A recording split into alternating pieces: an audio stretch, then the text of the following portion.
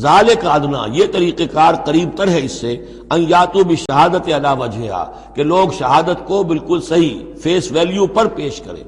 کیونکہ انہیں یہ معلوم ہوگا کہ ہم نے جھوٹی قسم کھا بھی لی، تب بھی جو دوسرا فریق ہے وہ بھی اگر قسم اٹھا گیا تو ہماری وہ جھوٹی قسم جو ہے وہ بھی ضائع ہو جائے گی، لہذا وہ پھر اس کی ہمت نہیں کریں گے۔ یہی معاملہ ہے کہ جو آئے گا، اگر کوئی کسی شخص کو اپنی بیوی کے اوپر شک ہے، شک کیا اس نے دیکھا ہے بدکاری کرتے ہوئے، تو اگر 4 مرتبہ قسم کھا کر کہے کہ جو میں کہہ رہا ہوں میں نے دیکھا ہے اور اس نے یہ بدکاری کی ہے، تو وہ 4 گواہوں کے برابر ہو جائے گی ایک شخص کی گواہی۔ لیکن یہ کہ اس کا جواب بھی یہ ہے کہ بیوی بھی اگر 4 مرتبہ قسم کھا کر کہہ دے کہ یہ جھوٹ بول رہا ہے، مجھ پر تہمت لگا رہا ہے، تو اس کی جو گواہی ہے وہ ساقط ہو جائے گی۔ تو یہ دونوں طرف سے اللہ تعالیٰ نے بیلنس کیا ہے کہ تاکہ یہ دونوں امکانات موجود رہیں۔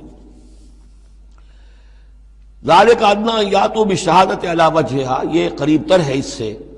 مناسب تر ہے کہ لوگ گواہی جو ہے وہ صحیح شکل میں پیش کریں، اور یخافوا ان ترد ایمان بعد ایمانہم، کہ انہیں یہ خوف رہے کہ قسمیں جو ہیں لوٹا دی جائیں گی، الٹی کر دی جائیں گی ان کی قسموں کے بعد۔